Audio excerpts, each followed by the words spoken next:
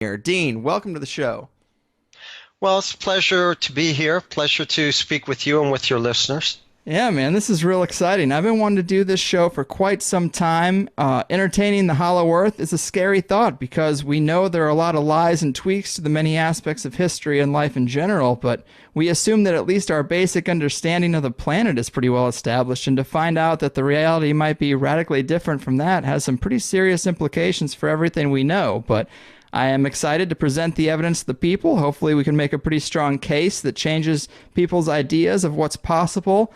But let's start out by describing the Vedic texts and explain where they came from, how old are they, these types of things, for anyone not familiar with some of those terms I threw out in that introduction. Well, let's see. The Vedic culture came to an end with the Battle of Kurukshetra, the Bhagavad Gita war, the war that is depicted in the Bhagavad Gita where Arjuna spoke with Krishna on the battlefield. That was about 5,000 years ago. The Vedic knowledge was common within that society, and it was compiled when things started going downhill, when the culture started falling apart and disintegrating. And those are the four Vedas that we have in India. However, the four Vedas are very ceremonial. They're a little bit technical. And there are other, how would you say, branches of the Vedic literature, specifically the Puranas. And the Puranas are historical narrations.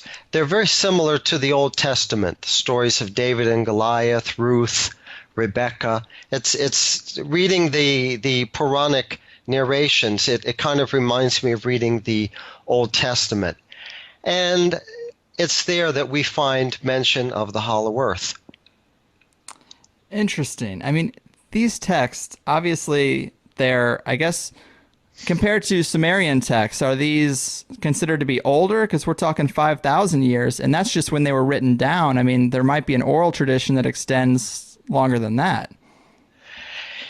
Yes, well, in the literature itself, what you see is that the Vedic society on Earth, which was once very much encompassing, it fragmented to Druid, to Indo-European, to various cultures that we know, that we think they're separate or similar, but they're ramifications, they're branch-offs.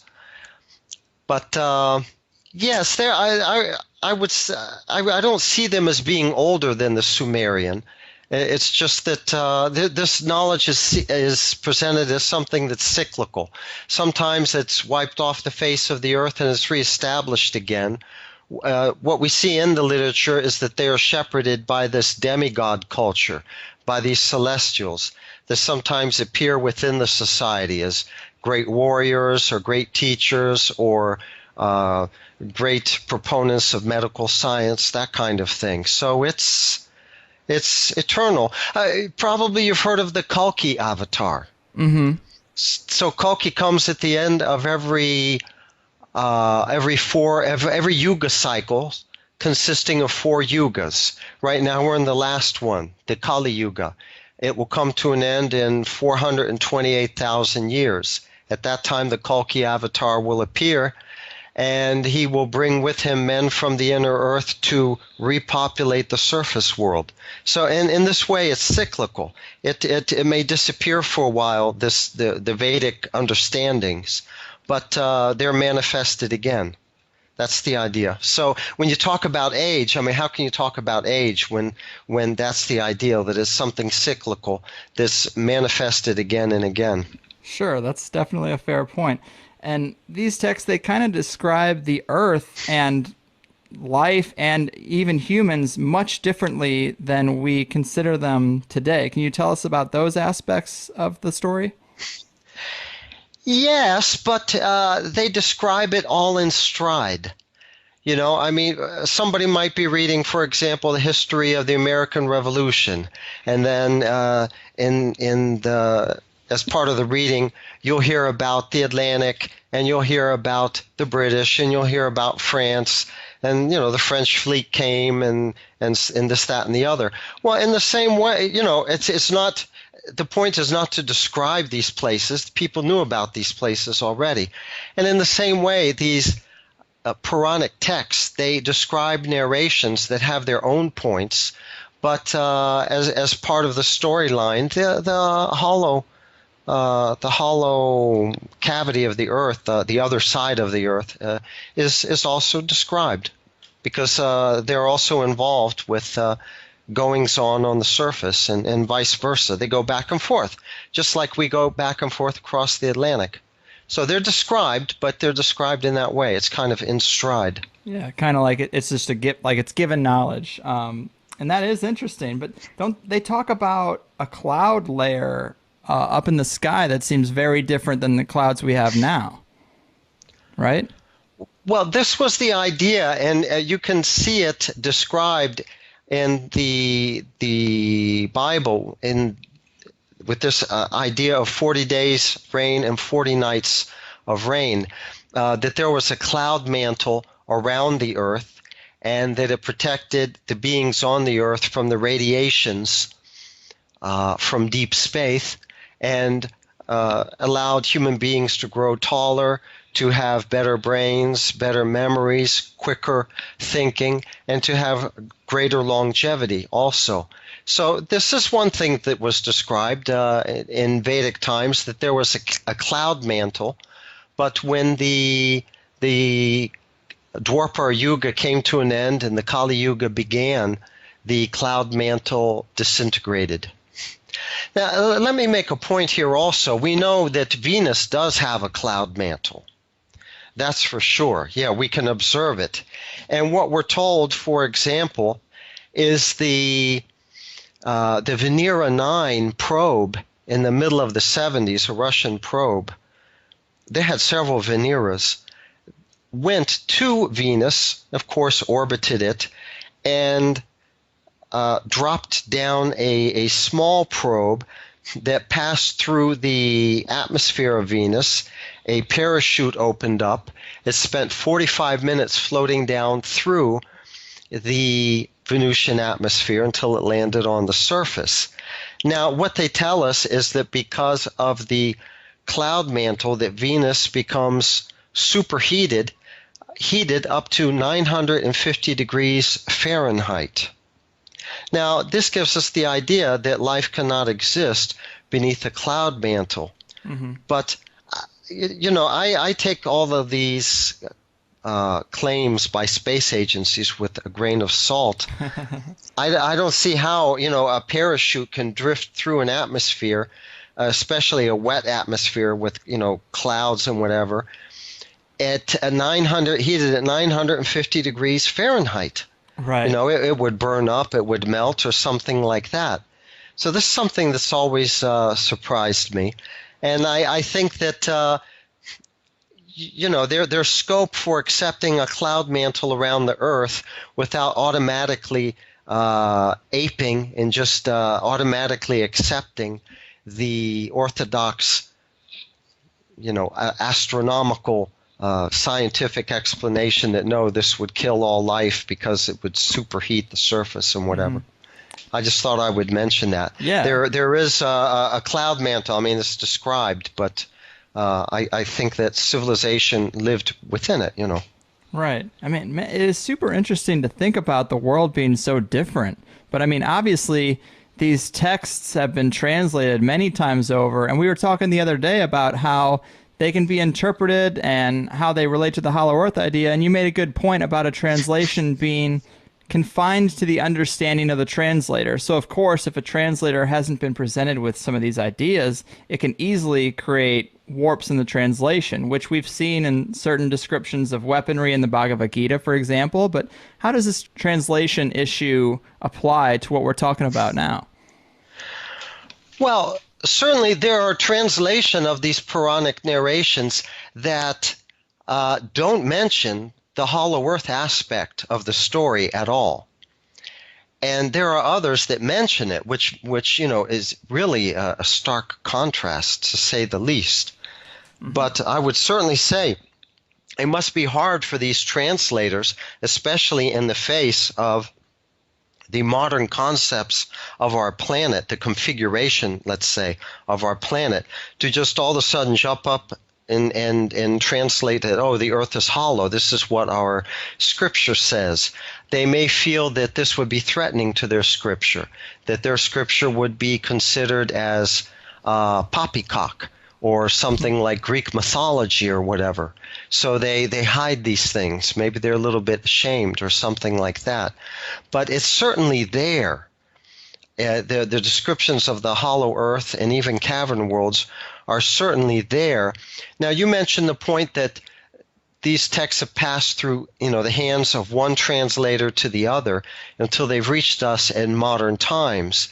And this brings up the idea that perhaps some changes were made to these texts, and maybe some exaggeration or something like that. But I'll bring up an interesting point.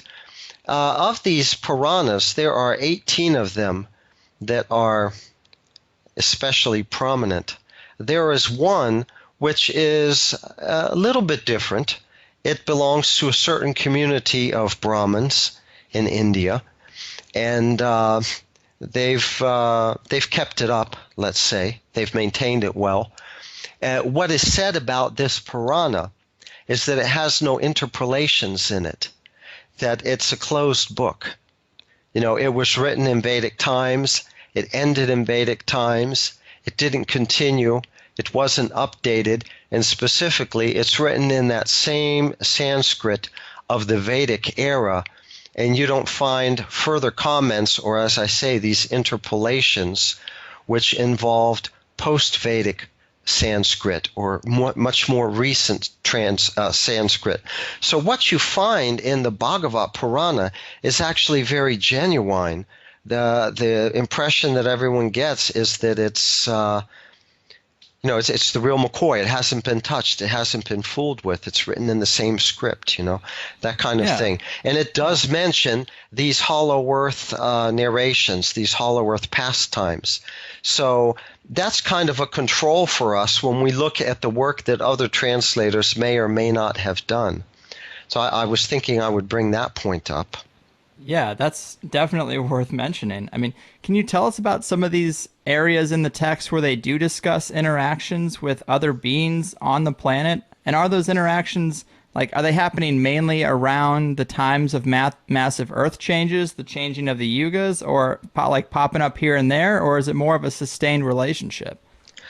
Well, I would like to jump into that part, but let me just make a comment on what you were saying, for example, about some of these exotic weapons that we see mentioned in Bhagavad Gita and other literature. What we see mentioned are arrows that seek and follow their prey, which remind us of missiles, guided missiles, heat-seeking missiles, for example. We're also exposed to the idea of UFOs, aircraft with UFO flight characteristics, the fantastic speeds of the UFOs and the way they stop on a dime and make right-angle turns and that kind of thing. We're also exposed to voice-activated weapons, voice-activated arrows with a mantra on them, which is programming, such that they will do what they were told. So when the British first went to India and started translating these texts, it was just it was Looney Tunes for them. It was just some crazy, wild, unacceptable description of a culture and whatever, obviously. But nowadays we see these kinds of weapons, so all of a sudden it doesn't seem that far-fetched. And when we think about the Vedic culture and these Vedic descriptions of the hollow earth, let's keep in mind what the Vedic culture was.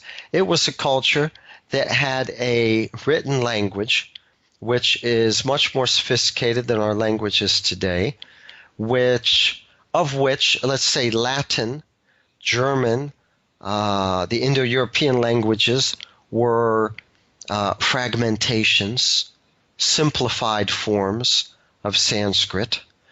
They were developed in terms of astronomy and calendar systems. They were developed in terms of mathematics, and we're talking about certainly algebra. So these are not just like the Yanomami Indians of Brazil that have some folk legend about the Hollow Earth or something like that. These were actually at least the Brahmin caste. They were very educated and had a lot of information and knowledge to their credit. Right, and that is definitely worth acknowledging. It helps strengthen the case. Sure, definitely. Now, the interactions with other beings do not seem to be related at all to earth changes or specifically to changes in yugas. I would say no. I would have to say no. I'll run a few of the narrations by you and try to just give the gist. Sure. And you'll get a feel for it, and then we could take it from there. Now, we spoke about the Bhagavad Gita, for example. The Bhagavad Gita is so well known. I mean, I remember being in, 11th grade literature class, and we studied Siddhartha, and we also studied Bhagavad Gita, the conversation between Krishna and Arjuna. And I had taken up transcendental meditation, and I had read the Maharishi's Bhagavad Gita. I had read the Christopher Isherwood Bhagavad Gita. Timothy Leary quoted from Bhagavad Gita. You know, it was that kind of thing. Mm-hmm. And so it's an Hindu literature that is known to us. So, my God, we talk about Vedas, the Rig Veda, and we talk about the Puranas. Who knows what in the world those things are? but maybe you remember high school studying the Bhagavad Gita like I did, or maybe in transcendental meditation class. You know, it's a point of reference. Mm-hmm. So, Bhagavad Gita is part of a larger literature called the Mahabharata. Mahabharata has something like 64,000 verses to it, sentences to it, lines, shlokas. So that's incredible, for one thing. It's very large. The Bhagavad Gita is only one chapter in this whole history, narrated history of the times of the Krishna avatar. And what we find is that a few chapters before the Bhagavad Gita, Krishna was speaking to Arjuna's older brother, who was the king whose kingdom had been usurped, and on whose behalf Arjuna was going to enter the fray, the one army against the other and try to recover it. But what Krishna was chatting with him about was the inner earthers and how they had made all of them, the entire inner earth, had made an alliance with Arjuna's opponents, who was Duryodhana. That was his name, his Sanskrit name, Duryodhana, and that they were going to be really formidable opponents. So this was just, as part of the chapter, some of the developments, the things that they were talking about as they were discussing the coming battle. And the Hollow Earth, as I mentioned, was mentioned in stride. So that's one example. But there's a nice example of an encounter that the Krishna avatar had. There was one point when he was living in his city, Dwarka, which is supposed to be off of the coast of Bombay, let's say, but a little bit north of Bombay. Now it's supposed to be submerged on the continental shelf. But there was a spectacular jewel that had been stolen, and one of Krishna's associates was involved. His name became besmirched, and Krishna wanted to set things straight. So he went with a few of the townspeople to follow this path through the woods where the carrier of this jewel had been killed and the jewel disappeared. They found this place. They went a little further, and they found a lion that had been killed. And apparently the lion had killed the messenger and taken the jewel. That's the way it's described. If human beings were more intelligent in those times, so were the animals. Conversations with birds, for example, appear in the Puranas. But, weird. Yeah. But in turn, the lion had been killed, and the jewel was not with him. And somehow or other, the Krishna avatar understood that it was taken by Jambavan to his underground lair. And Jambavan is described as a rickshaw or a bear, a huge bear. Although I've also seen him being translated as a gorilla. Well, whatever.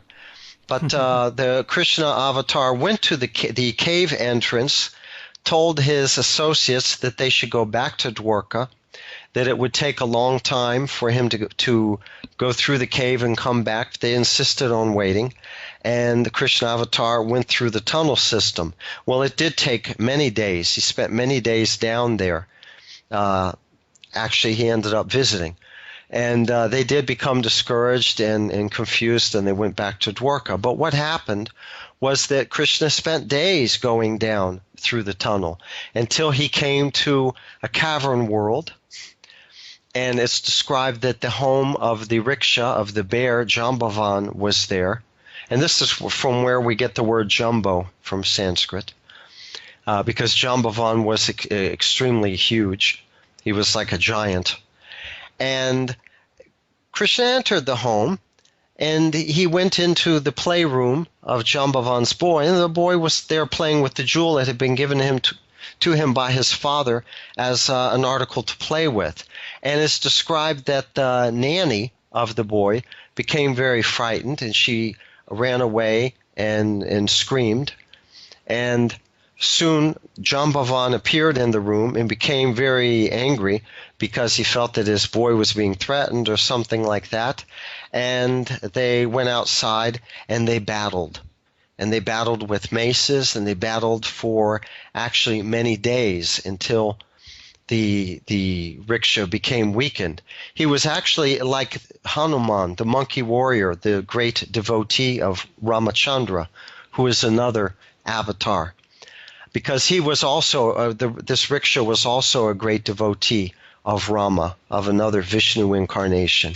And he was very powerful, and he realized in the middle of this combat that the only person this could be is a Vishnu incarnation, because nobody else can stand up to me and fight for days on end like that. So he stopped the fighting, and he questioned Krishna, who are you? Are you a Vishnu avatar? And that kind of thing. And Krishna had his enjoyment, played how would you say, kind of a prank, transcendental prank on his devotee, and they became friends, and he spent a few days there. And Jambavan was very happy to give back the jewel to the rightful owner so that things could be set straight and whatever. And Krishna went back to Dwarka. So this is very interesting. It's not like we see some lair that's just a cave with bones lying around or things like that. It's described that there was a home and that there was even a nanny. This is just very unusual. Right. These texts are really interesting to talk about, and the stories are pretty cool, and they do have technology described that sort of matches up with modern days. But for a lot of people, when they hear about these texts, they kind of write them off as folklore or myth, not to be taken literally. And things like conversations with animals, those are hard for people to think of as literal truth. Do you think we're supposed to read these as literal stories? Well, I certainly do think that it's a great barrier. It really is. But to say that this took place in a different yuga is to say it took place in a different world. It took place in a world where there was no radiation from outside, where people were very telepathic, where mantras were efficacious, where they were like incantations, that would manifest their results right before your very eyes, manifest from the astral plane on the physical plane. This would take place especially through fire and their fire sacrifices. I just think I think it's a real barrier. It really is, and it's something that I became accustomed to over years, and something that I accept as typical of those times and of that atmosphere, the physics of the planet at that time. But I just, I have to kind of maybe leave you right there and just say it's a real barrier. I understand. It's one of those things. You can only tell the stories, and people have to make a decision on how literal they want to interpret them. But before we get too deep into this conversation, I'm hoping we can give people a good visualization of how the Hollow Earth researchers generally see the planet, because we're so used to the crust, mantle, solid core concept that seems so set in stone. Can you give us a better understanding of the composition of the planet from this alternative perspective? Well, let's see. The planet has an outer shell. All right, let's start with the shell. One thing that you would have to discuss is how thick is the shell. Now, Now, if you accept Newtonian gravity, if you accept that gravity is dependent or corresponds to the density of mass, then you come up with the problem. If the shell is too thick, the idea is that the shell, the gravity be emanating from the center point of the planet. The idea would be that if there's a shell and a cavity within, that the shell would come collapsing down upon itself, that it would fragment and break. So this is one problem that's posed. And then if the shell, that's the shell. If it were too thick, all right, that wouldn't happen because the structure would maybe be strengthened. But then you have a very small cavity, and you have particles from the sun that bring heat with them, that bounce around on the inside. They would heat up the cavity to an unbearable temperature. And if there is, if the inner sun, so to speak, we call it a sun, if it has any nuclear component to it, and a nuclear element. Radiation. Yeah, radiation. I mean, how can you have radiation in an enclosed space like that with just little openings at the polar extremes?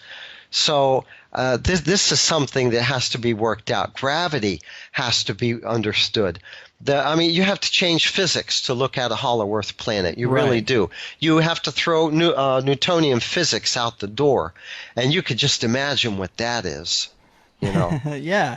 I mean, it's tough because it seems like Newtonian physics checks out mathematically. It seems like there's a lot of implications about orbits and mass and all that kind of stuff that's kind of over my head that smarter people than me seem to be in agreement with. They seem to have worked it out mathematically. So, the implications of the Earth being so different are huge.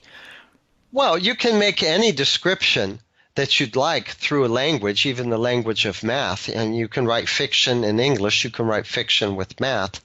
So when we're talking about the orbits, they have to make up masses and invent mass in order to make the celestial mechanics, Kepler's laws and all that, actually function. And then they say, well, this planet must have a massive nickel core, and the other one, it has to be, maybe, I don't know, I'm speculating here, but tin, a lighter metal, because and like that, So they plug in the holes. Yeah, they plug in all the holes. So don't take that too seriously. But then one thing that becomes very interesting is if you see gravity as gravity effects caused by electromagnetic force. This becomes very interesting. because it doesn't depend on density of matter, and also penetrating down into the crust of the Earth. You can expect the radiation to diminish, or even for its frequency to change. I mean, think about a radio. You take a small radio, like the old Walkman radios or whatever, a transistor radio, and you go into a building, which is a big building, maybe with some thick cement walls. And then in the lobby, maybe you're still receiving, you can hear your music. But then if you go into the interior of the building, you've got so many walls, so much matter between you and the source of the radiation that you can't receive anymore. You can't hear your radio. It doesn't get through. It doesn't work inside. So gravity would be like that. On the outer surface, the gravity effects can be very pronounced, but as we penetrate through the crust, through the shell of the Earth, we would expect gravity effects, if gravity effects are caused by an electromagnetic radiation, we would expect the radiation to drop off in intensity and gravity effects to diminish also. So this would mean that you could have structure in the middle of the crust without any weight. You could have mass without weight, or without much weight. That is interesting, because I have had some guests on the show who've claimed to reverse engineer UFO craft or to have made it on their own, and they talk about that. They say that there's a electromagnetic relationship to gravity, and that is how crafts are able to hover and turn on a dime, because they're using some type of force or harnessing some type of energy that we don't consider in our everyday life, and it insinuates a fundamental misunderstanding of gravity. So it is interesting that you would equate gravity to that, because it does show up in other areas too. Yes, definitely. I'll go along with them. What you're seeing when you think about UFOs is repulsion. Gravity actually does exhibit repulsion. It's like two positive poles of a magnet going against each other. There's repulsion. And there are even, like monorail trains that are elevated above the surface because of magnetic repulsion. Well, magnetized particles, they also have positive and negative poles. They also have canopies, like a magnetic canopy around their particles. Very similar to the electromagnetic effects. Very similar. I mean, same thing basically. So there you have it. The Earth emanates this electromagnetic radiation, and the atom has a net positive charge. They say the atom is neutral, but there was one scientist in the early 20th century. What was his name? Lippincott. And he came up with some experiment that proved that the atom has a net positive charge. And he was poo-pooed about it and just kind of scoffed aside. And later on they made up to him, and he won the Nobel Prize for some relatively unimportant discovery that he had made. But that's why our feet are firmly planted on the ground, because the atom has a net positive charge. But then if something has a negative charge, like a UFO or a cloud, clouds are full of electricity. That means they're full of electrons. That means they're negatively charged. Then to the degree that you're negatively charged, you're going to float. Interesting. Yeah. Now let me ask you again, for the skeptics, trying to get them on board, some of the hardcore rationalists, the scientists out there, are there any unresolved issues or discrepancies in conventional ideas of the Earth's geology or physics that are resolved by the Hollow Earth model? Any discrepancies? Well, I would say so. I mean, you have the idea, the orthodox idea that the inner Earth is a dynamo, and that this is you have different spheres rotating on top of each other, and it creates some dynamo effect, and there's electricity. There's magnetism generated also. The magnetic canopy around the Earth is generated in this way. it's not such a tenable theory. Mhm. First of all, you have strata of the Earth, which is all molten rock, you know. And then if you have a dynamo effect and you have magnetism being generated from the center of the Earth, how could it pass through these heated layers? Because heat destroys magnetic properties. And so much magnetism that it envelops the entire Earth, in this magnetic canopy, and it's so strong at the poles. Their dynamo theory for producing heat and energy to drive geological processes and to produce the magnetic canopy, it's not very tenable. But think about a hollow Earth with openings at the polar extremes. What you actually have is a solenoid. Solenoid are used in switches, electric switches, especially in cars, like ignition switches. And the idea is that a charged particle with a north and south pole, a positive and negative pole, with openings at the polar extremes, and which is hollow, a solenoid, when it spins, it generates a magnetic canopy. And there you have something, proven science, that and there's no contradiction that says, well, we haven't figured it out yet, but in the future we will know. There's nothing like that. If the Earth is hollow with openings at the polar extremes, it's a solenoid. If it spins, it's got a magnetic canopy. That's all there is to it. And then what about energy and heat to drive geological processes? Well, this could be accounted for by particles from the sun that pass through the Earth but get caught up, say, in hollows, in openings and spaces between different strata, between continental plates and the rock below it, for example, and they build up there, just like batteries. They store heat. The particles get trapped there. And then you have electricity within the Earth. When these explode because of sunspot activity, solar flares, and excess charge of electricity building up within the Earth, when it reaches a certain point and they explode, just like a battery that's being overcharged might explode, then this would account for earthquakes, for example.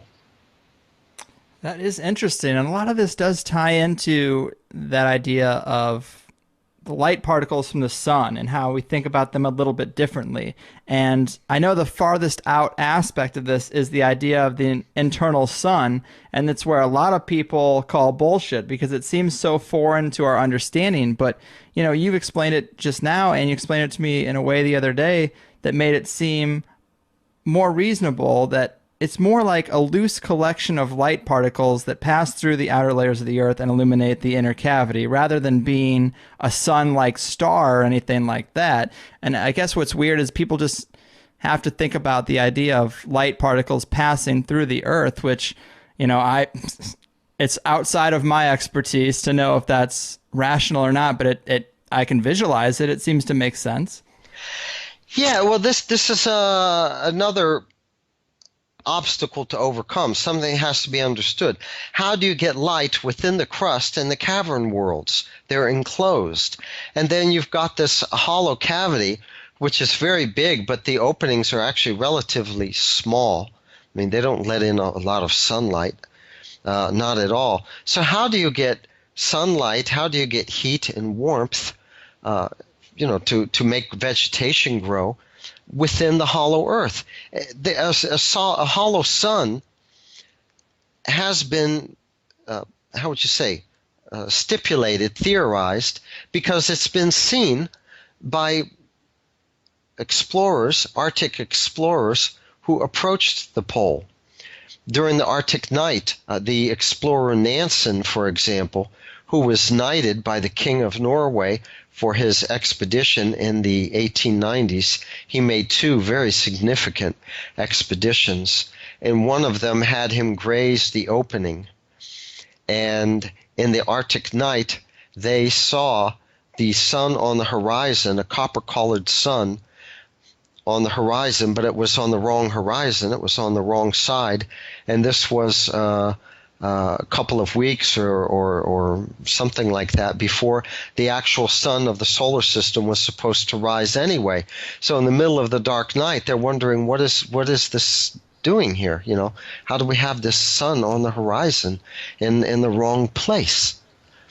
Yeah. So we know that we know there's a sun in there. That's the idea. But then what is the sun like? It's been described as being copper-colored. The idea that we have from the descriptions, take it or leave it, of Olaf Jansen, who was a young Norwegian boy in 1848, who actually made it in, let's say, with his father on their fishing sloop. Not a very big boat. There were only two of them. But he described the sun as being also copper-colored, as being kind of nebulous, and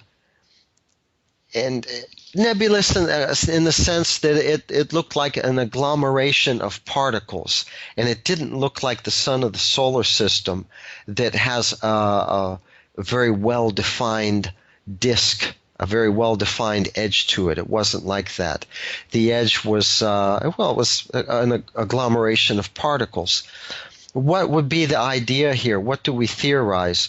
We theorize that electrons and all the particles that come from the sun, they're all electrons, they're all negatively charged, that they are composed in the ultimate issue of photons. They are photon aggregates. That's how we would describe electrons. This coming from a hollow earther named Joseph H. Cater, who he was more active in the 50s and 60s. He's elderly now. Gotcha. Yeah, I mean, that aspect of it is super interesting, but I feel like we've done a pretty good job of explaining it, or mainly you. But let's go through some of these stories. I mean, you mentioned the expeditions in the Arctic, and I've heard you describe some pretty strange navigational behavior near the North Pole on some of those early expeditions to discover it, and you equate that to the false assumption that the Earth is a sphere, where in reality at the North and South Poles they sort of sink in like big punch bowls long before you get near the actual pole or the hollow earth entrance. Can you tell us about those early expeditions and that aspect to the Earth's geology?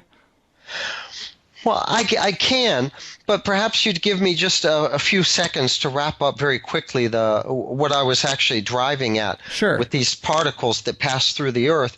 When they make it to the hollow portion, some of these particles, they get captured and they bounce around, they break up into their constituent photons, and that's how you have this omnipresent light that manifests in the hollow cavity. And they, in the ultimate issue, they congregate in the middle, and that's how the sun is formed. Maybe we should go to the outer surface then, and sure. Speak about the contour of the planet. Yes. So the idea that people have of the planet is that maybe it's like an egg on its side. The curvature of the Earth tends to flatten out until it becomes completely flat at the North and South poles. Mm-hmm. And this is true to a great degree, but if there is a hollow Earth with openings, then what we actually have is a basin.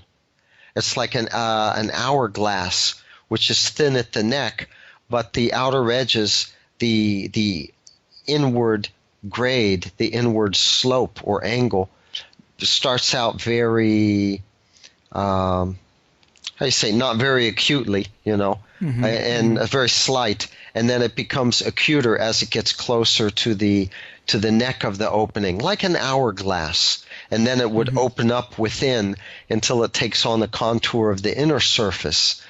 So this is very important. It has to do with navigation, because the Arctic explorers in the 1800s were always getting lost. They were always getting lost because they didn't know about their latitude, They were not on an outward sloping latitude. The whole Arctic basin is a basin. The whole Arctic Ocean is a basin. It's an inward sloping basin. So your grade is actually turned inward, such that when you use a sextant to calculate your position, you end up making some huge errors.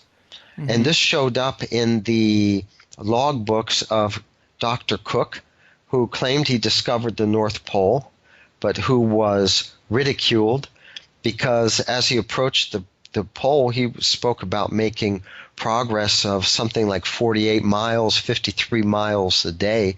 And that was, of course, ridiculous across the Arctic ice. And then a few years later, Admiral Peary was awarded the honor of having discovered the North Pole. And his logbook made more ridiculous claims along the same lines. As he approached the pole, he was making speeds of up to 73 miles a day across the ice. So the admiral, he got the prize, and the doctor, he got ridiculed and treated very, very badly.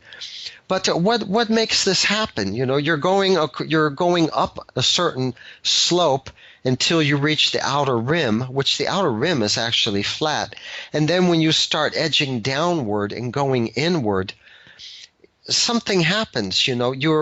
It's the same effect that you would have if you're in an auditorium which is dark, like in the movie theater, and you have the ushers with these flashlights in their hands. And when they flick their wrist, they can cover just a little bit of distance, but it gives the impression of having covered a large distance across the ceiling of the auditorium. So it's something like that.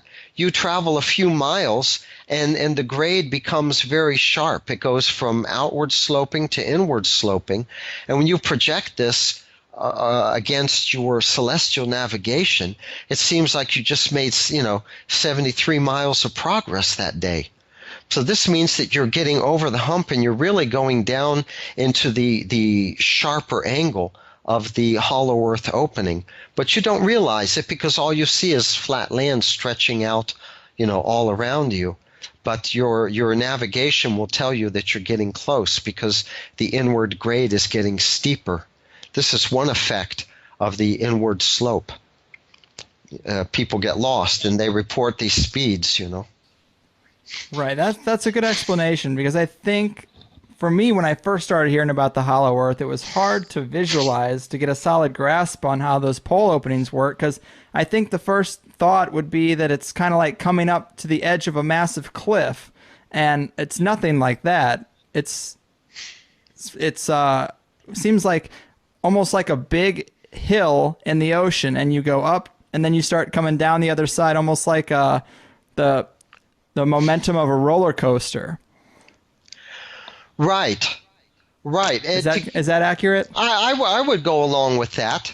But to give you an idea of the slightness of the grade, at least in the beginning, right above what is it, Ellesmere Island. In fact, it must have been, they were still on Ellesmere Island in Canada, which would have put them. This was who? This was Admiral Peary. He wrote 4 years in the Arctic North, in the White North, something like that. But what he recorded as they were traveling northward, that there was foreshortening of the horizon, and he mentioned a mountain, he mentioned a hill. So he was not on the ice yet. He was still on Ellesmere. This puts him 500 miles away from the North Pole. And what he said was that they would see the tip of this mountain or this hill sticking up above the horizon in their binoculars. So they would say, okay, that's 9 miles away, the horizon, and they would head towards it, but they would arrive very quickly, like maybe after 6 miles. And this tells us that the slope, the angle of the curvature is already has a downward and inward slope to it. But by the time you get to the North Pole, I mean, that's a very slight slope. It's not very sharp at all. No, it's not like a precipice. It's not like the edge of a cliff. Mm-hmm. And this isn't a visual show, but if anybody is second guessing this information or thinking, we have people out on an international space station. Why can't they see this? We have satellite imagery of the Earth. Why can't they see this? You actually can. If you Google hollow Earth polar opening, you can see video and photographs of a strange opening at the North Pole. And in the age of Photoshop, it is really tough to know what is real and what isn't, especially when you're looking at random images. But I've seen some pretty convincing images in your slideshow presentations, and I wish people could see that right now. Well, one thing that I'll say about orbits is that almost all orbits are equatorial orbits. So it must be very hard to get a good view of the hollow Earth. You'd have to be above it to really see the opening. So that's one problem. There are very few satellites that have polar orbits. They're mostly military satellites. And there's one satellite clip which is labeled AMSA, AMSA, and they tell me it's a Japanese weather agency, something like that. It's their satellite. There are several clips like it, but what you will see above Greenland, between Baffin Bay, say between Greenland and Ellesmere Island in Zemlya, this would be called Nova Zemlya. What you see is a round circle, a round whitish circle. Now there are white smears all across the Arctic, but this one is always there in the same place above Greenland and between these two opposite points from the pole. It's always there, and it's always very circular. But the white is different. And the way I would interpret that is that you have warm, humid air coming from within, it's warmer, to the outer polar air, which is extremely frigid. And of course it condenses and forms fog. And this fog reflects a different color to it, has a different tint to it than, say, the ice, the surrounding ice, because the ice is thicker, denser, whatever. So that tips us off. It's in the area where all the Arctic anomalies have been noticed that indicate that we're close to an opening. Near the area where the polar explorers always noticed that the animals are migrating for the winter, but they're migrating northward. From that area where they say, well, the wind is blowing, but when it comes from the north during the winter, it's warmer. And then the ice on deck starts melting. From that area where the pollen clouds come blowing across the entire ice scape and cover the entire surface with pollen, this orangish pollen, et cetera, et cetera. That's where we think the opening is, and that's where we see this whitish disk. So that's fairly good evidence right there. Yeah, it's super interesting, and I like that it's able to be backed up by some of those satellite images. It's super interesting and contradictory to everything I've ever been taught. But we've kind of bogged the people down with science and the knowledge of the ancient texts, and we're about at the halfway point of what we were going to do here. Let's look at some of the stories, the massive amount of anecdotal evidence that the Earth is different, especially around those pole areas. I think a lot of them are a good place to start. They come out of what's typically known as the age of exploration. When Europe got their ships out there, the 1400s, 1500s. Is that when we start to see these stories coming out? Well, Greg, just let me give your listeners a tip about quality satellite evidence. Sure. There's the RadarSat program. And that is a known program. It's a European Space Agency program. What it did was very well documented. Everything that it did was published. They have a website. They did radar mapping of the entire surface of the Earth, including the ocean floor. And that's some evidence you can sink your teeth into, Mm-hmm. instead of saying, well, there's this clip going around and what it shows, and it looks like it's in the right place, but it says it's AMSA, but we don't know really where it's from. I mean, when it says you go into the radar sat, you're really in the middle of the whole radar sat program. And the radar sat images of the southern Antarctic opening are really very, how would you say, very indicative. Very indicative. You can see the slope very well. You can see as it gets darker, as you get towards the middle of the opening, and the slope gets steeper. Because, of course, the radar is not having good resonance because the slope, I mean, in the ultimate issue, it goes sideways, it doesn't reflect back up. So that is some good quality evidence, satellite evidence, if they want to look up some of the radar sat hollow earth opening, that if they Google that kind of thing, they'll find some good images there. Okay, cool.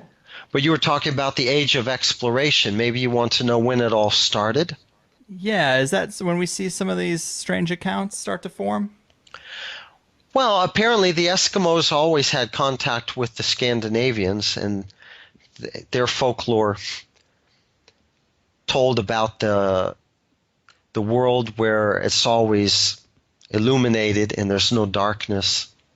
Because that's another aspect of the hollow earth. I mean, it's you're not going to have darkness down there. So that's a separate issue.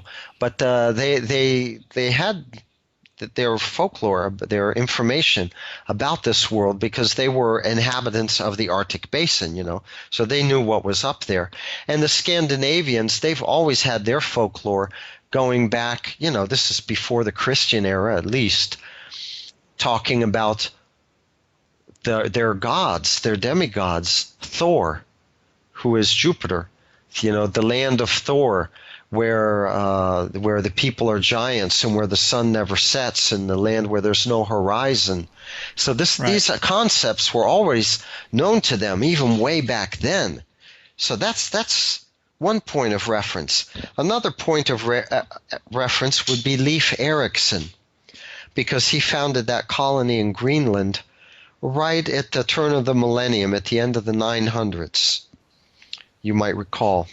And that was a colony that flourished very much so because of the support that came from Europe. They sent a boat or two every year to bring supplies and things people couldn't manufacture. And that colony went on for years. Now, the bubonic plague beset Europe in something like the late 1200s, and they were not able to maintain contact with their colony in Greenland anymore. This was between Greenland and North America. It was on that side of Greenland, the colony. And in the meantime, the Scandinavians had passed the control of the colony to the Danes, because the Danes were a bigger, wealthier, or more populated country, and they could handle the expenses. So they stepped up and took over by that time. But the contact was lost, and something like a couple hundred years went by. And then just like maybe 50 years before the Columbus discovery, people started to wonder, well, whatever happened to this colony? We left these people there. There were hundreds of people there. What if they flourished? What if they're still alive? What if they still speak their Norse language? We have a Christian duty and that kind of thing. And they sent a ship. And the ship found the remains of the colony. And they were able to communicate with the Eskimos and ask what happened. And the Eskimos told them that the Vikings ended up trekking up towards the north across the Arctic ice to the inner world where it's always illuminated and the sun never sets and all that. So that's another point of reference.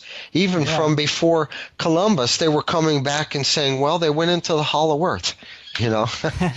Yeah, that's crazy. And you mentioned Scandinavia, which, of course, I've heard you talk about the origins of the Santa Claus story, which come from that region, and there's a tie-in to the Inner Earth, possibly. Would you like to tell that anecdote?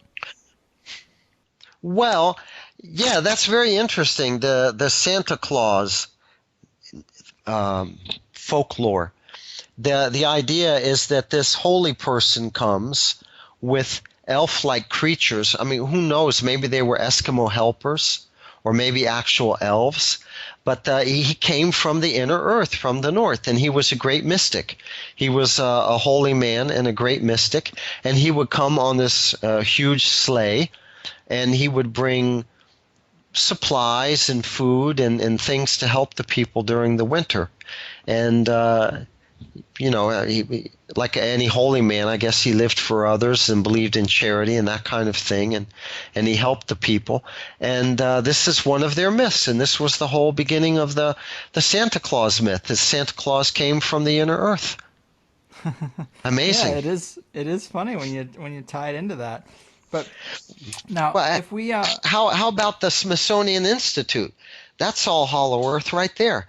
It was founded by Smithson, a Scotsman, who after the Revolution bequeathed a great fortune to the establishment of these museums, and also a sum of money to fund an expedition to go to the Arctic and find the opening to the Hollow Earth, to explore it inside and to bring back examples of its fauna and vegetation, and to display them in this museum that was built. And that was the first museum, the original Smithsonian Museum. So the whole Smithsonian Museum was built in order to showcase the findings from the Hollow Earth when they got back from their expedition. Can you believe that one? Right, and that's funny because there is an author who just recently put out a book. I was supposed to have him on the show, but it isn't able to happen. He's fell ill or something. But he wrote a book that is all about the Smithsonian's cover-up. Richard Dewhurst. He wrote this book about the Smithsonian's cover-up of any artifacts that come through about giants. They seem to take them in, but they never reach display. They always seem to get lost, and they seem to go missing or become hidden. And that's interesting because these giants are thought of to possibly have come from the inner earth. We hear stories about them in various ancient texts, and there's plenty of myths about giants, but apparently that's where they might have came from. Yes, and not only the cavity, but also from cavern worlds. These giant human beings, they've been seen in other parts of the world. Who was it? Captain Cook, not Dr. Cook, but Captain Cook, the English explorer, he ran across one of these giant people. I think that they're supposed to have been 8-9 feet tall, a tribe that was living in the Andes Mountains. But down there in Patagonia, he was able to actually capture one of them.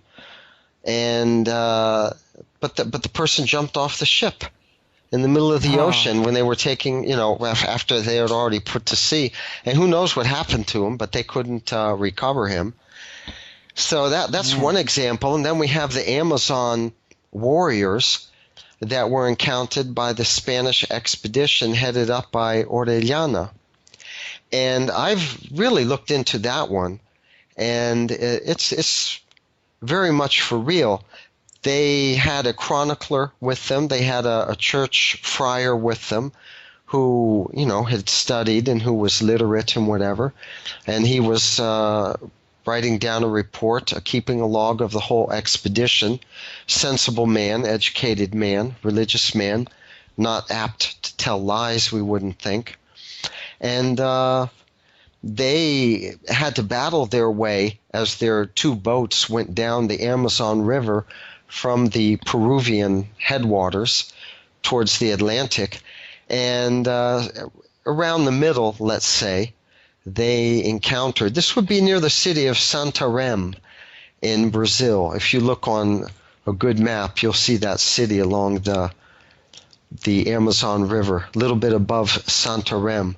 They encountered, they became engulfed in this battle with Indians, an Indian tribe, and there were many of these Amazon ladies among the Indians, and they were the ones marshaling the battle and giving the orders and running the whole show. And they were described as being very muscular. They were much more muscular than their Indian counterparts, and they were described as being a palm taller than the tallest Spaniard. That's for those times. Mm-hmm. But a palm would be something like 8 inches. So 8 inches taller than the tallest of their people on their expedition. There were 50 of them. So you can imagine these ladies, they were, maybe from the shoulder. People would come up to their shoulders maybe, or maybe just to just below the neck, just below the shoulders. That's also possible. Yeah. So there, I mean, and they are described. They are related to cavern worlds, the Amazon warriors, these lady warriors, the female warriors. You may not realize it, but Christopher Columbus on the island of Guadalupe, he was told by the Indians that there were lady warriors that lived in the caverns inside the earth, and they would come out sometimes and battle and kill and take hostages and things like that. Wow. So they seem to have had their underground aspect too. Because you don't find them; they disappeared. Yeah, interesting. So let me bring us back to this era of exploration a bit in the 1500s and that kind of era. It seems like if there were discoveries and an orchestrated effort made to keep information from the public, because clearly, the powers that be, the shadowy elites that run the planet, they have to know this information and keep it hidden. And it seems like that would be the era where, at least among a certain level of leaders, it seems that that's where that concerted effort would start to happen. I mean, are there any stories from that time that jive with that idea? Well, there was Sir Martin Frobisher during the times when Elizabeth and Drake were terrorizing the seas, and Frobisher was one of them. He was one of her sea captains right up there with Drake. He was commissioned to go to the Arctic and to explore the Arctic shores. And he was given a map, the Frobisher map, which shows the Arctic shores, basically, but it shows some inner shores. And the idea you get is that the person was passing through the opening, and then when you pass through the opening, what you see around you, because, you're coming through a hole and then it opens up down below, and what you see around you was the other coastline. There was another coastline shown in the map. Interesting. Yeah, so there's that. And then there was Henry Cabot, another explorer who was searching for the Northwest Passage.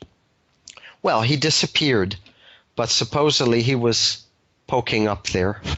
And then when they were searching for the lost Franklin expedition around 1850, all of the explorers, especially the military rescuers, especially the military ones, were warned about not going up above and across the Arctic. They didn't want them to go poking around up there. There might be some reason for that, but certainly when you get to the explorer, I just mentioned his Nansen, a Norwegian. I mean, he wrote down everything that says hollow earth, hollow earth, hollow earth. Here's the opening. But he didn't come out and say a hollow world, His ship came very close to the opening. And as I mentioned, they were the ones that reported all of these warm temperatures. They were the ones that found mammal life in the middle of the Arctic Ocean. Not even once they came close to Greenland, but on the other side of the opening, when they were really in the middle of the Arctic. And there was no food chain for these mammals. They came across what do you call them? Wolves. They came across wolves. They came across very large hare, rabbits, and also land birds, also seals, and these things are not supposed to exist in the middle of a frozen ocean during the winter, of all things. And I've mentioned already some of the anomalies that he found, but just to give you an idea of how dramatic it was, there was one point where he separated from the ship on a sled with dogs. He and he and one of the crew members, and they went towards the North Pole. They wanted to conquer the North Pole, but the ice was there were ridges, ice ridges, and they couldn't make it, and they had to turn back. But this was in this was in April. Now April, let's say 100 miles from the North Pole, is very frigid. I mean, the temperatures are supposed to be so cold. 20 degrees below zero. I mean, those are the typical temperatures. I mean, even in April, don't think that because it's April, it warms up. It doesn't warm up until maybe July, a little bit before July and a little bit into August, and that's all there is. And then it starts very quickly getting cold again. But what Nansen said is that he couldn't get to sleep at night, and they were having trouble with their sleep typically because the temperatures were too hot. And he mentioned that during the day we set up a tent and we got underneath the shade because we were being scorched by the heat of the sun. Wow, that's not what you would think would happen up in the Arctic Circle. No, it's not. And then there was Perry again, who at the very top of Greenland was reporting temperatures of 50 degrees and a warm wind coming from the North Pole in February. Now that's the worst month of winter. And he was very close. I mean, he was at the top of Greenland. He was only a few hundred miles away. Now, that's impossible. At his base camp, which he was 200 miles away from his base camp was Tool, where they have the Air Force Base now. They reported temperatures on the same days, which were not 50 degrees, but way below zero. Man, yeah, that's interesting. So I guess let's fast forward. Let's bring it up to Olaf Jansen, which was in the 1800s. 1800s, right? He seems to be. This is like where the majority of the information about the inner Earth seems to come from. He seems to be one of the few people who's gotten in and gotten out and told the tale. Right? You mentioned him a little bit earlier, but let's get into the meat of what he saw down there, what he described, because it's pretty interesting. Yeah, Olaf Jansen, I mean, I don't argue from the platform of Olaf Jansen, although I have great faith in the book, because you just can't prove it. Nobody's even been able to prove the birth certificate of a Norwegian named Olaf Jansen, and his father was Jens Jansen. And even he died in Los Angeles, and it was already in the 1900s. He was very old. But that hasn't been, nobody's been able to substantiate that either. And this was like 1910 or 1911. How do you get hospital records? And you don't even know which hospital. It's just in Los Angeles somewhere from way back then. It's very unsubstantiated. But his father took the boy on a fishing expedition. They went to Spitsbergen. They went to Franz Josef Islands. And let's say from Iceland and then over towards the actual above Russia, They went laterally. And then he told his boy, let's go to the land of the Norwegian gods. Let's go to the land of Thor. Let's go check it out. I guess his father was a little eccentric. And I don't know what kind of fits the boy's mother was going through when they disappeared, but they went across towards Siberia, and he also reported the warm winds, and he reported this mock sun being, off the bow, while at the same time they were seeing the sun of the solar system off of their stern. And that the further they would go, it seemed like the higher up the sun of the inner Earth rose, while the sun of the solar system was falling below the horizon. In other words, they were nosing inwards. And they finally made it in, and they described a Mediterranean climate, and that they sailed along for a while, a few days, and they came across a ship. And it seemed to be some kind of tourist ship, and the people were singing songs, and it was the hugest ship that you could ever imagine. I mean, for him in those days, who knows? Perhaps nowadays we have ships that would be similar in size. But they were discovered by this ship on their little sloop, and very quickly let's say a type of captain's launch or something like that, or a lifeboat or whatever, was launched by the ship with no apparent ropes or anything like that. It was just lowered, and it very quickly approached them, and the people were giants, and they had beards, and they were very friendly, and they made nice offers for the two Norwegians to come with them on their boat and go back to the ship. So they jumped off of their fishing sloop and went with these people. And they quickly went back to the boat, and they were brought up, and there they were on deck, surrounded by these Hollow Earthers.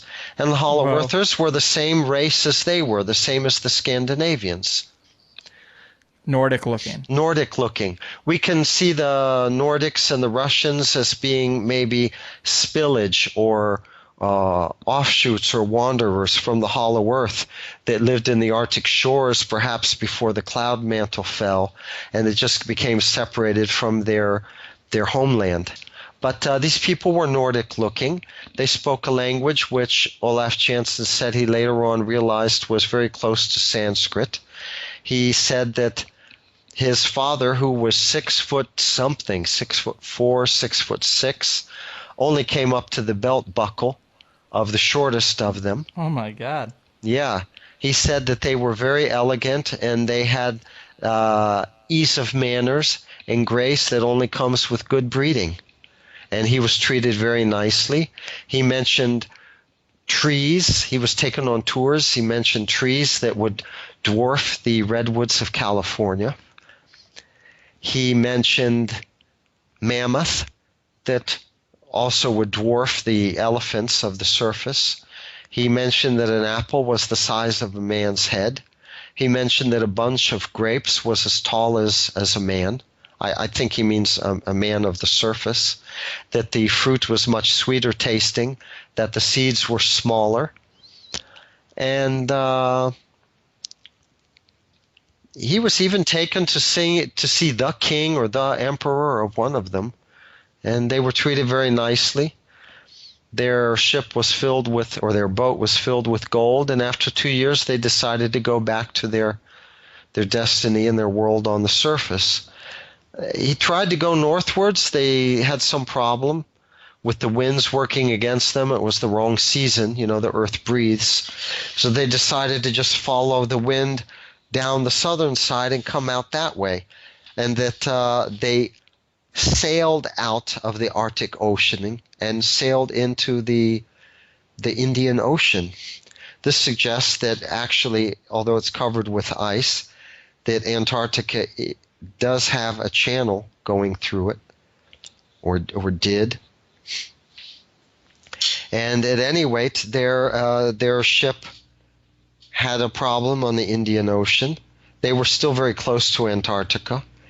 And especially since it was too weighty with gold, and the ship sank. It went plop, and it sank. And his father was quickly drowned. His father was below decks or something like that, and the ship sank like a gold weight. I'm not going to say like a lead weight.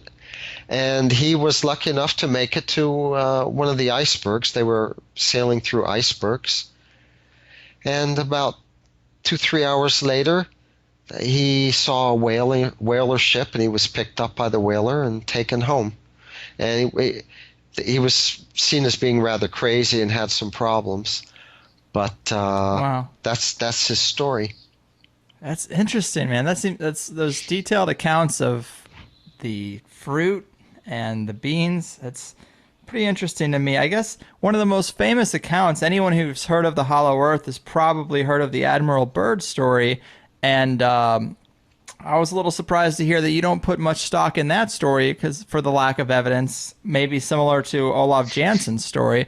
But can you give the cliff notes to the Admiral Byrd story for people who haven't heard it? Because it's pretty interesting too. Well, there is a positive side to the Admiral Byrd story. There were trailers in the 1920s when there were silent movies still of Admiral Byrd having discovered a continent in the middle of the Arctic Ocean. And this had been spoken about, either continent or huge island, because of the mirages they were seen, you know. And of course, this Admiral Byrd, he did this on an aircraft. He explored an aircraft, and the aircraft had a camera on it. And there was a film clip showed in the trailer of supposedly the Hollow Earth. And now the Hollow Earth movement, let's say, has been around for a long time. Every generation has picked up the banner and carried it. And we still have a couple of old timers that are around that were from the 1970s and the 60s. And they knew about these trailers, and they did their business. They interviewed some people who were very aged at that time, who remember being very young and remember hearing about a continent in the Arctic, and they remember seeing the trailer and the films and the vegetation and all that, and their names were given and where they lived. And there was publications back then. One of them was Mary Martin's The Hollow Earth Hassle, she called it. And there was like a monthly magazine with Hollow Earth information on it, and some of these interviews were published. So that's something positive about Byrd. Yeah. But then there are other things about Byrd that just don't make sense. There's one Harley Byrd, who's supposed to be his nephew, who rescued the logbook, Byrd's logbook, from his historic Discovery flight when it was in the coffin, and he was there for the viewing before the burial, and he picked it up when no one was looking and slipped it into his suit pocket.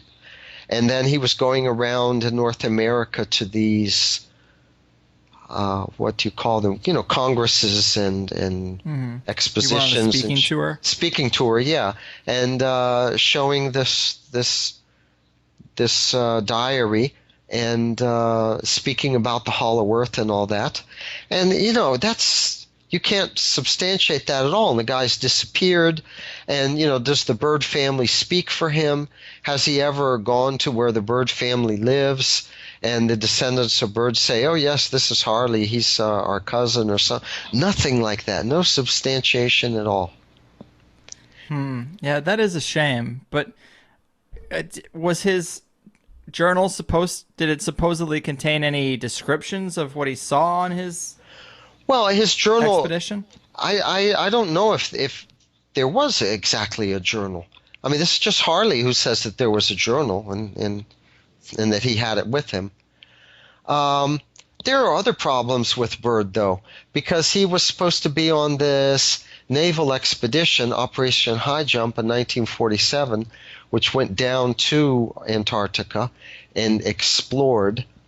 But at the same time, while the expedition was down there, he was attending events. He attended one event. This was discovered by Dennis Crenshaw, who has a Hollow Earth site and who is a long-time Hollow Earther, and who wrote an article about it.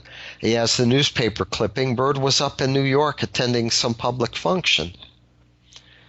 So now that's not impossible, because they had a couple of aircraft carriers involved in that expedition, and there was one aircraft carrier further down and another aircraft carrier halfway to Melbourne. And I imagine they had supply ships going back and forth. And I don't think it would have been impossible for him to, as they were making their way down, for him to go back to the States and spend a week or two there, getting instructions, and maybe he attended some event too, and then he went back down when they were approaching the continent, But these Right. things are contradictions, and they haven't been explained very well. So, What did his expedition find? Were there any interesting details about the inner world or anything? I can tell you the only things I've heard, and I didn't tell you this before, but the one I got this from was my father. Oh, wow. Yeah, my father he joined the Navy in 1936. He's an original plank owner, original member of the cruiser Brooklyn. And after World War II, of course, he was still in the Navy. He stayed in until 56. And he was on that expedition. And the way this came to my attention is that during the Barry Goldwater campaign, I was just a little boy, and Johnson was running these ads against him where it showed this big nuclear mushroom cloud, and it depicted Goldwater as being irresponsible or something like that. Mm-hmm. And I remember my mother and father were talking about Armageddon and what could destroy the world, and he was talking. He brought up this expedition, and she always got on. She got on. This was the first time. I was really about 8 years old. I remember the house we were living in then, and she got on him about how, there you go again with that stuff, that you were on the Bennington. But when you got back to Australia or something like that, you wrote me a letter and you said you were on the Philippine Sea. So, and then you always said that you were on the Philippine Sea, and later on you did a tour on the Bennington. And he was swearing that, no, I only served on the Bennington. I was on the Bennington twice. And she would say, well, I wish I had kept that letter. I don't know why you keep saying that. And I don't know why, but he didn't want to say that he was on the Philippine Sea, which is the one that went down there. But he told her at this time, when we were watching this commercial on television, it was in the afternoon. I remember everything that happened that day. And he told her that the pilots, they went down there and they investigated, and they flew because there were reports of Nazi UFOs down there, or flying saucers, or some weird contraptions like that. And they got jumped, and we lost a few aircraft, and they came limping home, and they landed, on the deck, and we had to hightail it out of there. And I remember him telling her, she was trying to ask, well, what was it? What did they find? And he was saying, well, it was sort of a depression that they're in. They're in a depression there, and that's where they were staying. And he didn't have any exact information because, come on, he was a chief petty officer. They didn't tell him about it, But there was scuttlebutt on the ships, and that's all anybody knows about, that these aircraft went down there, and a lot of aircraft, and they were encountered by UFOs. They were treated abruptly. They opened fire or something like that. There were exchanges, and they really got whipped. Lost aircraft. And see, I guess the prevailing theory is that these were Nazi crafts. I know there's a lot of weird occult themes and strange technology that surround the Nazis, and they took a lot of interest in the poles. Some even think Hitler did escape to Antarctica. Do you think they were aware of the inner Earth? Well, it's funny. They sent the expedition to the African side, New Schwabenland. There were 2 or 3 large ships, and they did have a couple of seaplanes with them, and they did do a lot of exploring, but they were on the wrong side. They were exploring because they were looking for the entrance to the Hollow Earth. Exactly. Why they couldn't find it in the Arctic, why they didn't decide to, scour the Arctic near to home, because there's so much folklore about an opening in the Arctic. That's something I don't understand, why they would go down to Antarctica. But, okay, they did that. That one New Schwabenland expedition is well documented. But as far as the Nazis establishing a base down there, the New Schwabenland ships didn't establish any bases. They were not exactly cargo ships that had tractors and cement and bulldozers and things like that. And then when you ask people, well, what is this about a Nazi base in Antarctica? They always talk about U-boats that went down to Antarctica and carried supplies and things like that. They call them U-boats because they were boats. They weren't ships. They were very small, really. If you've ever been on a World War II submarine, because they have a lot of them that you could go on tours, But they're not very big at all. They're like 3 or 4 PT boats long. That's all, So how do you put supplies on one of them? They don't have a cargo bay. And how do they have enough fuel to get all the way down to Antarctica and back? They could make it to New York and back, but they couldn't make it to Florida and back or to Texas and back. The few times they did that, they would go in a pack of like 5 or 6, and then the one submarine would give half of its fuel to the one that was designated, and then that submarine would go back, and then the other ones would accompany, and they would all give it fuel until they got to a certain point, and they would come back. And then the one that was the last submarine was down there around the Florida coast with full tanks of fuel, and it sunk a few ships, and then it came back. That happened a few times. But that just goes to show you, they didn't have the range to go to Antarctica and come back. They couldn't even make it to Florida. Yeah, that makes it suspect. So to get into these, we don't have a whole lot of time left. I want to get into some of these really interesting, far out stories about the inner earth or beings from the cavern worlds. One that you told me the other day that I thought was really interesting was a story about the Russians in Afghanistan in the 1920s. What's the deal with that story? Well, let's see. That was a Russian division. That was a division. It was not just a few Russian soldiers, and they were fighting a pitched battle with Afghan, freedom fighters or whatever. Good Lord, that stuff's been going on for so long in Afghanistan. Yeah. If it's not the Russians, the Americans, But they got the best of the Afghanis, and they cornered them, and the Afghanis went running into some cavern that they found in the side of a mountain, and they penetrated it a bit, this cave, this long cave, and they came across beings in there. They came across these almas, the abominable snowman types, and these abominable snowmen threw rocks at them over long distances across from the chasm or whatever, and they were very accurate, and the Afghanis became a little scared, and they shot back, and they retreated, but they covered their retreat. They fought like a backwards battle with these abominable snowmen in their habitat. And they came out of the cave and they surrendered to the Russians.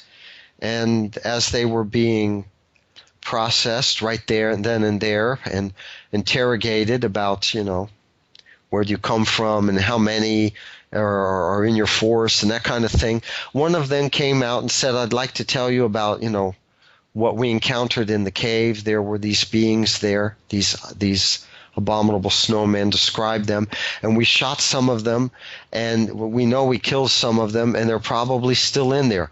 If you go in there, you'll be able to find them. And he did. This general, his name was Tobolsky, he sent some people in, and they retrieved one of these abominable snowmen bodies, and they came out, and everyone was marveled about it. They had human facial features, but they had animal hair all over their face, and their face was kind of reddish colored, but they looked like men, they only got one. And what could they do? There was a doctor with them, and the doctor did not an autopsy, but an examination. He measured their fingers, the width and the length and things like that. He described their nose, and he took measurements of that, 1.5 centimeters long from this point to that point and all that.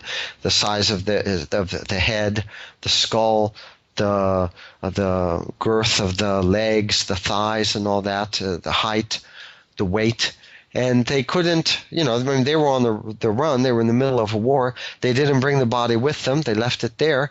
But this was published somewhere in Russia, and it was rescued by the writer of Forbidden Archaeology, Cremo. Michael Cremo. Yeah, that's where everyone got that from, because it's been in some archive in Russia all this time. But Cremo was the one who retrieved it. We had Cremo on the show about 2 months ago. That's awesome. Yeah. He's a good guy. Well, another one who ran across a being like that was Theodore Roosevelt. Yes, we've heard that story on the show before. Oh, okay. Really, really weird. But yeah, it's a person of such stature to talk about that is pretty interesting. I wanted to ask you about another guy. Probably the weirdest story yet that I had heard was, I think his name was Jim Bowen. He was he was around that area just after World War II, I think. Yes. Are you familiar with that story? Did I get his name right? Yeah, that came from me. That's for sure. So I didn't know that it made the rounds and had still survived. Actually, I mentioned Cater to you, right? Joseph Yes. H. Cater, the physicist who wrote about hollow earth theory, physics, and whatever. He is, he was active in the 60s, writing about the hollow earth. And he was approached by Jim Bowen, who said that he was on an expedition which followed the Operation High Jump in 47. This was a little bit later. That he was about to get mustered out of the Navy, but they asked him if he wanted to volunteer for a mission which would take the better part of a year, and that they were looking for patriotic people, and if he wanted to do something for his country, then perhaps he would be interested. And he volunteered, and he was taken on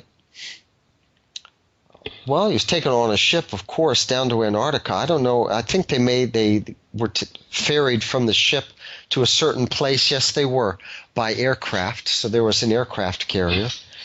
And they were equipped, 100 of them, to make an expedition.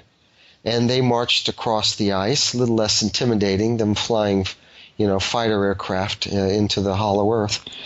And they marched for, I believe he said he was with them for 3 months. And by the time the 3 months went by, they pretty much marched into the beginning of the opening. They marched into a place where the ice started melting, where green grass started manifesting, where there was always fog, but it was light. There was 24 hours light. It was light, illuminated fog. And he said visibility was never more than 50 yards until they got way in there. And that it opened up, and there was, countryside and vegetation and hills and whatever. And that they came across a being which was something like a Tyrannosaurus Rex. Yeah. Yeah, and they just kind of crept backwards and, soft pedaled out of there. And of course, they were armed. I think they probably would have been able to handle it, but they weren't chased or anything like that.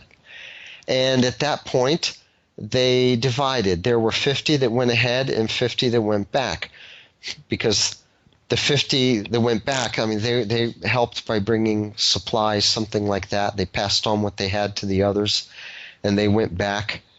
And that's all he knows. They didn't tell. 50 Yeah, that didn't go back, or did they ever come back? Well, I didn't hear you. It broke up. Oh, did when they split, did the other 50 ever come back? Apparently they did, but he wasn't given contact with them. They were kept separate, and they ended up going back to Australia and then back to California, and he was discharged and thanked even and everything like that. And years later, when he found out about Cater and what Cater was writing about, he was thinking, well, that's it. That's where I was. And he hooked up with Cater, and they formed a friendship that lasted for a long time. Cater even went on vacation with them into Colorado a couple of times because he lived up in that area. Jim Bowen did. And Cater spoke very fondly about him. I spoke to Cater by phone a couple of times. This was 10 years ago. And he was living in an old folks' home. And, he wasn't so lucid at the time. But he was able to relate things like that. He related his friendship with Jim Bowen very nicely. Wow. Yeah, that is super interesting to see something like a T-Rex. I mean, that is as foreign as an alien. I mean, that's the kind of story that you don't hear every day. Well, yes, dinosaurs have supposedly been sighted in Venezuela. This is along the Venezuelan plateau. It would be southeastern Venezuela. It's an area which is not accessible. On the far side of the Venezuelan plateau, let's say, would be Angel Falls, and then Brazil, the Brazilian Amazon. It is Amazon there, the Venezuelan plateau. And what I know is that in the early 60s, it became fashionable among some of the very wealthy of Venezuela to go back in that area and engage in big game hunting. They have some kind of big game back there. I don't know what. I'm not saying they went hunting dinosaurs, but they sighted dinosaurs. People came back saying there are dinosaurs there. And these this has been heard a lot. You know, I lived 2 years in Venezuela. When I was, this was 1980, 79, 80, something like that. And I heard about this back then. But that dinosaurs had been sighted in that area, and that it's hard to go there, and that going there was discouraged by the government. But, take it or leave it. This is what the people, if you go there, this is what they'll tell you. And I've heard it from other sources too. This is where the Orinoco River goes, and in this part of Venezuela also the Amazon warriors were encountered by the Spaniards during the colonization period. And again, the Amazon warriors, they really do have this underground element attached to them. So I'm thinking that these dinosaurs, I'm thinking they don't exactly have their habitat on the surface, but that they come up at times. You know, just like snakes. Snakes are also reptiles. They live below the surface. They live in caves even, but they'll come out and bathe in the sun and look for food and whatever. Yeah. So those are some interesting anecdotes for sure. And as we're getting towards the end of this, I really appreciate that you've done 2 hours, but this idea, I mean, if this is true and all the forms we're discussing, you realize this would be the mother of all conspiracies, right? I mean, this would be one of the ultimate secrets to have kept all these years, right? Well, I think that there's a worldwide conspiracy much wider and just much more far-reaching than anybody could possibly fathom. I mean, let's relate it to another conspiracy. I was mentioning to you about the Venera spacecraft and the problems with accepting that this probe parachuted through the clouds, the cloud mantle, when in the atmosphere, when the atmosphere has a temperature of 950 degrees Fahrenheit. Well, I know that, and the Russians know that, and the Americans know that. You know, NASA knows that, but they all keep their mouths shut. If the Russians and the Chinese really were ticked off with the Americans, they just want to let the American people, the American government, and they want to let the American people know what was happening with their government and the kind of shenanigans the American government pulls. They would just come out and tell people about Apollo and how Apollo was a hoax and explain why, and it wouldn't have taken 30 years for people to piece things together, you know. So they're scratching each other's back. There's winks and nods when it comes to things like the space program. So what about the configuration of our planet? You know, it's kind of hard to just come out and tell people whether or the source of our civilization is actually from the hollow world and we've broken away and that's our homeland, and, you know, things like that. I mean, they would lose control, and all of the people from the surface can't go there anyway. And I don't know. What are they supposed to do? Of course, they're not telling us. Mm-hmm. Yeah, I actually have thought about the idea. Well, it's clear the way the rulers rule is through fear and propaganda and misinformation. And it's interesting when I think back to a time when people thought the world was flat, when they thought the earth was flat, and the big scare was, oh, you don't want to venture too far from home, you might fall off the earth. And that just seems like,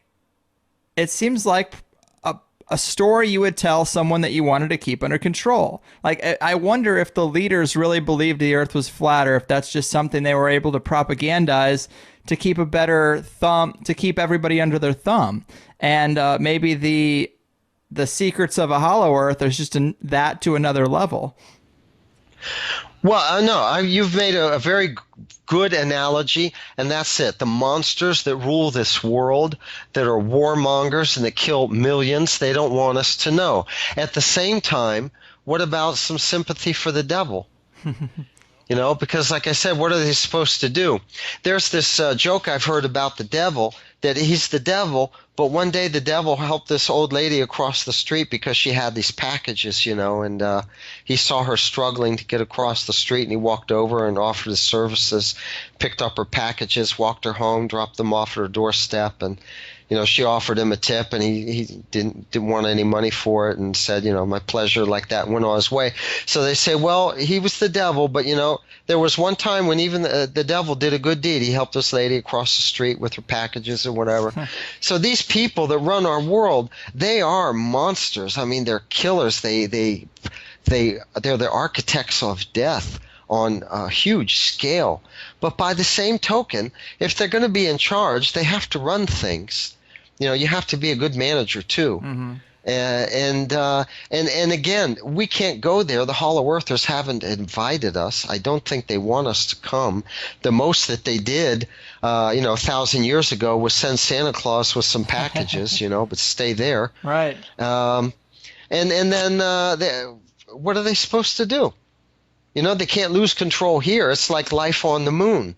If you tell people there's life on the moon, that there's a hollow moon, then you're going to lose control. The people are going to say, well, what about them? We want to hear from them. You're not letting us have contact with them. We want you to do this. Mm-hmm. We want you to get into contact and do that and the other.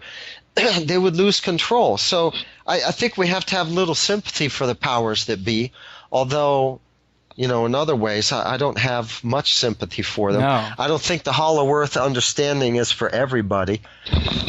Right. Because of these difficulties. Yeah. I don't know what else to say. It's a contradiction in terms, a conundrum that I have not been able to really solve. That here I am, I'm a Hollow Earth proponent, but I'll be the first one to say it's not for everybody. But I'll be the first one to say that you can skywrite it, and you can put a full-page ad in the New York Times, and don't lose any sleep. You know, people are going to forget about it maybe a few weeks later, and it'll just, you know, they won't do anything, you know. Mm-hmm.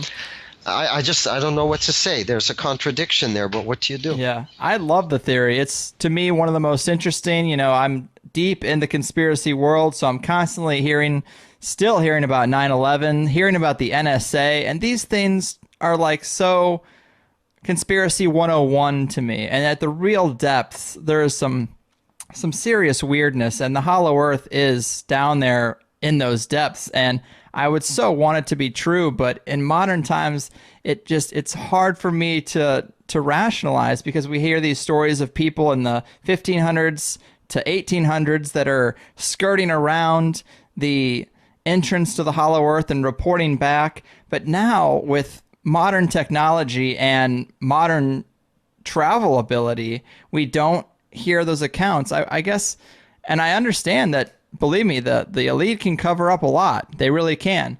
But with technology expanding to the everyman, it seems harder to keep a lid on this. Are there any stories of a concerted effort to cap some of these holes to the cavern worlds, or collapse some of these tunnels so that people can't access them? Well, first of all, the hollow opening in the middle of the Arctic Ocean is really very inaccessible. There are film clips. It's like I say, you can do some skywriting and tell everybody above New York City about the hollow Earth. The Earth is hollow or something, and nothing's going to happen. So we have these film clips from RadarSat that really do show the opening. You just have to stare at it and know what you're looking for. We have these film clips, satellite clips showing where the opening is in the Arctic, and also there's some good ones of the opening of Mars, the depression and everything there. Because if our planet is hollow, you'd have to assume that they all follow that same formula. Yes, for sure. But then it's a matter of hurry up and wait. I mean, you send things around on the internet, and every kook in the world is already sending things around. How can people distinguish? Right. And then, to Good Morning America, they're not going to give you any airtime. Right. So it's a secret, even though it's the best kept secret in the world, but it's right in front of us in many ways. Now, about the attempts to cap the openings to cavern worlds, which the cavern worlds theme interests me very much because it's right where we are. You don't have to travel across 2,000 miles of frozen Arctic wasteland in northern Canada and all that, and carry your fuel with you and food and survive the elements to get to where these cavern worlds are. Right. They're everywhere, and it's not just in the jungles of the Amazon. They're in North America. They're everywhere. For example, the Apache Indians were known for escaping through tunnels. They only fought one pitched battle with the cavalry.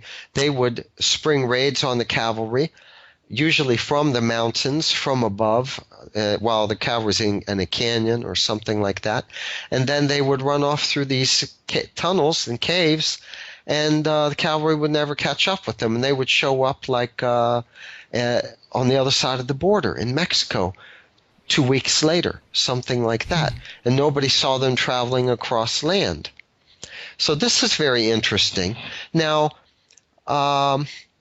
right where the Apaches had their chief activity, where they were the most active, where they defended the most, and especially one area where they fought a pitched battle to keep the cavalry away, which is close to the Panamint Mountains, if I'm not mistaken. It's up there near Area 51. And it is an area where there are reports of tunnel entrances and cut steps into the rocks, and auditorium-sized rooms that opened up.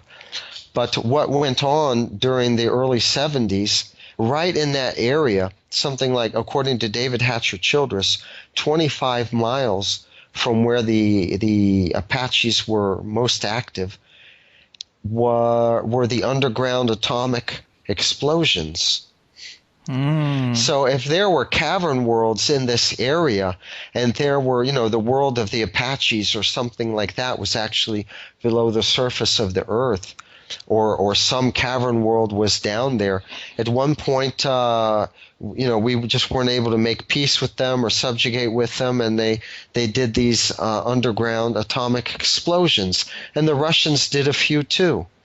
And in the Hindu Kush, which is known, that's where you have the most folklore about underground worlds, Shangri-La and that kind of thing. The Pakistanis engaged in some underground nuclear testing also. So all these people are enemies with each other, but they seem to have a common agenda, and they don't tell on each other. There's winks and nods. And again, the size and scope of the conspiracy is just still something that I cannot fathom. Yeah, man. You know? It drives me nuts myself all the time. I mean, uh, we just talked about the Nevada desert, not far from where I live here in San Diego, and you're there in Brazil. There is a story of uh, a modern story of the military investigating a super long tunnel system there in Brazil, right? Right. I first became aware of this from the David Hatcher Childress interview on the Laura Lee show, and this was right around the turn of the millennium. And I was able to corroborate this. There is a group called iMagic, all one word, the letter I and magic, spelled G-I-K, I believe. If anyone wants to know, they can toy around with it. In the city of São Tomé das Letras, in the state of Minas Gerais, Brazil. And iMagic is just, it's a group of people who worship the elements. This one lady, she's a psychoanalyst, and they engage in Nordic ceremonies and things like that, and they have a retreat up there near this town, São Tomé das Letras. And she was able to, I went and visited her once because she also works in Sao Paulo, but they have like a weekend home there, 8 hours away. But she told me about this area. She told me about the city, São Tomé das Letras. It's a small town. And she told me about David Hatcher Childress. The town is a rock quarry. And there's also a lot of hippies there, let's say, that do arts and crafts. Now, there's a tunnel there, and it's called the Stamped Cave because of all the bat dung that lines the walls of the cave. Mm-hmm. And it's not a cave, it's a tunnel. It goes on a east and west axis line, and it's about 2 meters tall, about 1.5 meters wide, and it has a down-sloping gradient to it. And people have explored it a little bit, but one day the Brazilian army was sent there to explore this cave, this tunnel, because this is very unusual. It's not natural. It was cut. Mm-hmm. And they went through it for several days. I mean, they were gone a total of like 10 days or 2 weeks, something like that.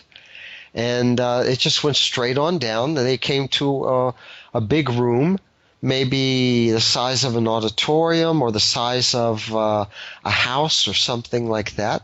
And there was a north branch off seemed very much north, straight north, due north, south, and also west. Since they were coming from the east, they stayed there and rested for a little bit, and then they continued west for about 2 more days. And they came to this very big chasm, and it looked too difficult to get across. Their supplies were going low, so they decided to come back, and they went back. And that's been the end of it.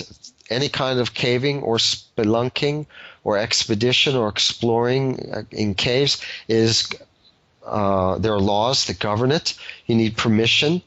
There's a ministry of it comes under the Ministry of Mining, caving, and you get the police on you and you go to jail if you engage in any unauthorized caving. I imagine. So no one's really. Yeah, go ahead. Oh, I imagine that's how they keep the secret these days. That's how they keep the guard. Just use that legal framework to scare people out and have consequences for entering. Yeah, because it would be so hard to keep it secret. The supplies you'd have to have outside. You need generators and trucks and people and radios and wires and things like that to keep in contact with your people. You couldn't keep it secret. Now, this one lady with iMagic, she told me that when they would go horseback riding up there in the area, there were areas where you would go galloping across or trotting across with the horses, and they could tell that the ground below them was hollow, that they were traveling across some rock or something like that, but it wasn't very thick. And she said that that's very interesting, and that the farmers up there, the hacienda owners, the plantation owners, they don't let people browse around on their property or go through the caves either. As a general rule, they all band together and they don't allow that. Yeah, that sucks, man. You know, I'm feeling like I want to be the next Indiana Jones and try to get in there somehow. I mean, if you were gonna try, like, let me ask you, if you were gonna advise someone as to how to best access the inner earth or these caverns or discover something sensational, where would you tell them to try if you had to speculate? Uh, I really think I would tell them not to try. I mean, I wouldn't tell them to try because there are beings in there like orcs or goblins or hobbits. Don't you want to come And face these to face with beings, something like that? not 3 miles below the surface of the earth. And it's just me, and then there's an army of orcs. I've read the 3rd chapter of The Hobbit when they're in the mountain there and they're being chased by the orcs in the dark, and all they have are a couple of swords with them. I mean, it's very dangerous to think along those lines. And here I am, I'm the proponent, and I'm telling people, oh no, don't do that, don't go down there. But what can you say? These worlds are inhabited. Maybe that's why they call it Middle Earth, middle of the earth. But I just want that personal proof, you know? I would just love to see that personal proof. Yeah, I know. I know. I've thought about it a lot. I even thought of taking like a motorcycle and going into that cave in San Tomé das Letras because it's a straight gradient, right? And just going downhill as far as I could go. Maybe I could go 50 or 100 miles and just bring a lot of gasoline, like get a big motorcycle and rig it to carry all this gasoline on the back or something. But I mean, these are like some wild ideas I had in the beginning. But now I just don't know what to say. I even saw a drawing of an elf a while back. And the elf had the elf ears and everything and a human-like face, but it was a very demoniac face. It was like half human and half animal and kind of sinister. And I was thinking, my God, that just like smashed one of my cherished concepts that the elves were very beautiful and they dance in elf circles and they have these pointed ears and the elf ladies are very beautiful and they're enchantresses and things like that. But these are the romanticized ideas that we have. These beings that live below, they don't seem to be so friendly. I wonder if that's where those stories come from. Elves and fairies and goblins. I wonder if they're all down there in those cavern worlds. Yeah, that's the impression that I have. That's their habitat. For sure. It's described that way in the folklore, that they're from these places. There were a few Englishmen that made their way down there and were allowed to come back. There was the story of one Englishman, and I don't remember all the names and dates and things like that, but his wife was kidnapped, which is typical. And like Beowulf, he went down into the cave and he didn't give a damn. And he came face to face with them and he said he wanted his wife back. And they said, okay, come with us and you'll be given a chance. And they brought him to this king of these really goofy looking, I don't know how to describe them, people. Like, I don't know, maybe leprechaun size or something like that. But I saw a drawing, a depiction of it, and they seemed to be very goofy looking. But the king was sitting on a throne, and there were 50 women in a line, and they were all identical. Genetic cloning has a lot to do. Like these people, these Greys and the UFOs, they're coplanetarians. They're from below the surface, and they're still engaged in kidnapping women, extracting the egg, and genetic manipulation.